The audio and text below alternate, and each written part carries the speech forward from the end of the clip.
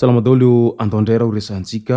ny zava-misy any amin'ny faritra atsimonosy any amin'izao fotoana izao manoloana ny fangatahana izay nataon'ny Andriamatoa Mark Tatandraza tao amin'ny tsenany Toliara sy ny manodidina iny tamin'iny herinandro iny izay niteraka resabe tao amin'ny tambazotra Facebook tao moa izay fangatahany Mark Tatandraza teny an-tsena izay amin'ireo izay malalatanana sy ireo izay tsara sitrapo mba hanampy an'ireo vahoaka any Atsimo any amin'izao ady atao amin'ny tsy fampitsakafo na ihany koa kere any Atsimo izao satria mantsy raha ny fantatratrany i Mark Tatandraza dia manao tetikasa izay resaka fambolena izay fa ny eo amin'ny lafiny fividianana fitaovana mba hampiroborobo an'izay fambolena izay no tena tsy ampy izy ka izay nahatonga azy ireo ny antsovonjy sy nanao an'izay fidinana antsehatra teny an-tsena izay nanao fangatahana amin'ireo izay malalatanana ka maro dia maro ny vola izay voangon'izy ireo ary nanararaotra ny saotra an'ireo izay nanome an'izay vola izay i Mark Tatandraza tao amin'ny pejiny tao ka izay no fakafakaina amintsika ato anatin'ity video ity ka manasantsika rehetra anaraka an'ity video ity hatramin'ny farany azadino ny milaiky ny video antsika ary tsarovatra ny miabone amin'ny chaîne antsika mba ahafahanareo manaraka tsy tapaka ny video zay lefa any amin'ny sisy tomatavata gasy toy izao ny fanaovana azy tsy ampendrela moa isika fa avy hatrany tonga dia vavany ndao ary milona dirantsika amin'izay raharaha Mark Tatandraza any Atsimonosy zay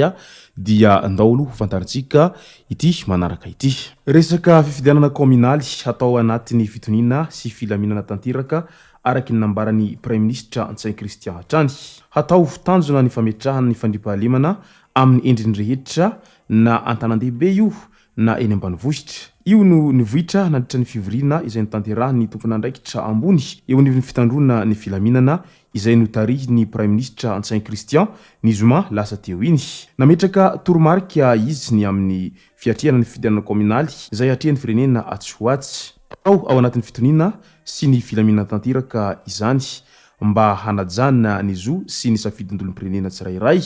hanefa ny didiny ho hiatrany ny Prime Ministre ankoatr'ireo dia nasongadiny koa ny tokony hirovana ny sistany manoloana ny findramonina antsokosoko sy ny fanondranana antsokosoko ny harem-pirenena tsy ambakan'izany ny fehezana ny fiparatahany zava-mahadomelona ny fakanan-keriny ny halatromby sy ny fanadiovana ny omby halatra izay fomba mamohetra ny taratasin'omby satria mantsy tato ato zay dia nahitana trangana fangalaran'omby izay tsy nisy toazy indrindraindrindra ny faritra Atsimon'ny Nosy iny sy ny faritra avaratry ny Nosy iny ao amin'ny faritra Sofia sy ny manodidina ao izay tena nahitana an'izay resaka fihitarany halatromby izay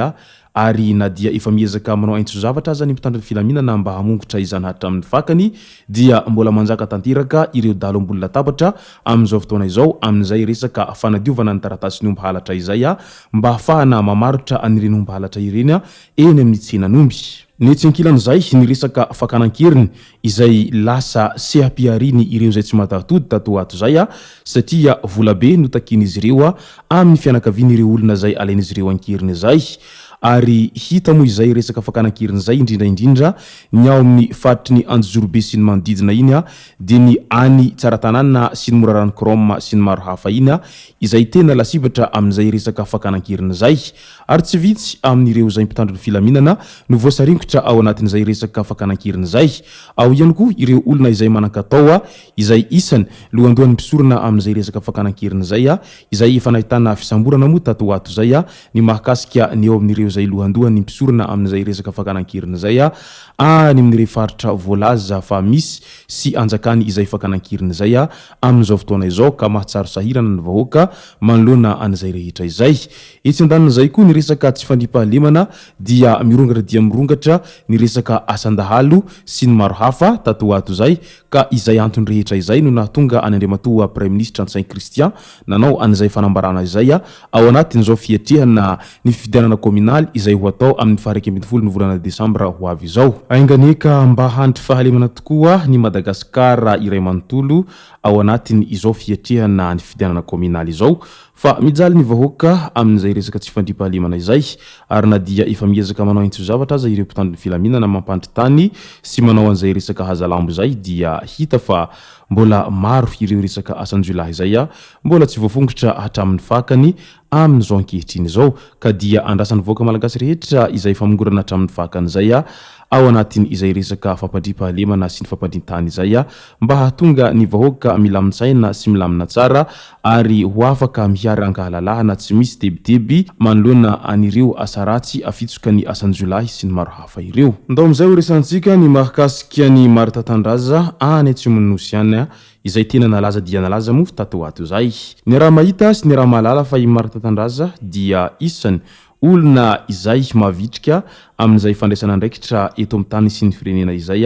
raha mahita ny zava-misy any Atsimon'ny Nosy any amin'izao ankehitriny izao satria nanokantena hamboly ho an'ny vahoaka any Atsimon'ny Nosy any Andriamatoa Marta Tandraza mba hiadina amin'izay kere izay mpahazo ny faritra Atsimon'ny Nosy iny ary mampitaraina ny vahoaka maro moa izay resaka kere izay tsy vao androany fa efa hatramin'ny ela iny faritra Atsimo iny no ny aina tao anatin'izay resaka kere izay ka izay no nahatonga any Marta Tandraza nanapa-kevitra sy nanolo-tena fa ndeha hamboly anirony karazana legioma isan-karazany irony mba ho famatsiana aniny faritra Atsimon'ny Nosy iny amin'izay fiadina any kere izay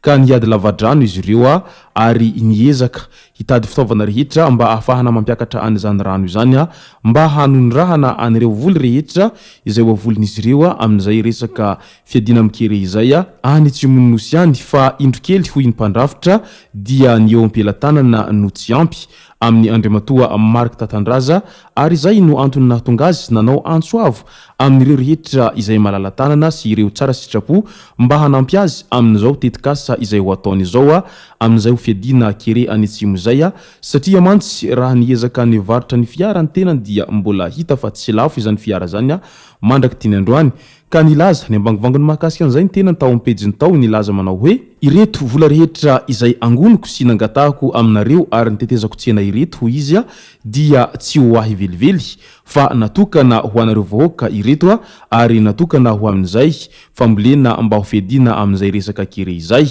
Iarahanareo mahita sy raha mahalala fa i Marta Tandraza dia tsy mandeha tongotra ho izy fa mandeha 4x4 fa io ho izy 4x4 hitanareo io dia naika ho amidika izy io mba ho fanampiko ny vahoaka sahirana aty amin'ny faritra Atsimon'ny Nosy aty fa saingy mbola tsy nisy mpividy moa ity 4x4 ity mandraky tiny androany ka izay nahatonga azy nilatsaka ny sitrapo niezaka nitety tsena nanao fangatahana amin'izay fanampina ho amin'ny fambolena izay ka maro dia maro ireto vola izay voangona ireto izy fa ny ampahany fotsiny ireto ambarako anareo ireto fa mbola maro ny ao anatin'iny tantrakitra kely izay noentiko teny an-tsena iny izay tsy navoakako eto fa ireo rehetra ireo dia tsy misy hoaniko na ny kely aza fa natokana ho amin'izay fambolena izay mba hafedintsika amin'izay kere izay ho izy hatrany ka aza matahotra ianareo vahoaka fa tsy maintsy hanao an'izao ezaka rehetra izao aho mba ho fanampiko anareo ary nanaraotra nisaotra an'ireo rehetra nanampy azy tamin'izay resaka fanomezam-bola izay moa Andriamatoa Marta Tandraza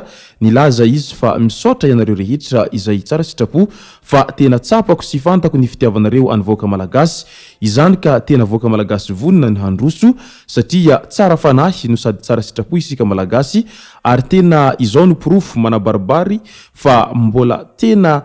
ao anatin'ny fifankatiavana tanteraka isika malagasy amin'izao fotoana izao satria miray fo sy miray saina ny malagasy ho isatrany ary hita fa tena mazoto mifanampy isika malagasy tsy tahaka anirony vazaha irony ary zay no mampiavaka isika amin'ny vazaha hoy Marta Tandraza hatrany raha nisaotra anireo rehetra izay nanome azy an'izay resaka vola fanampina izay.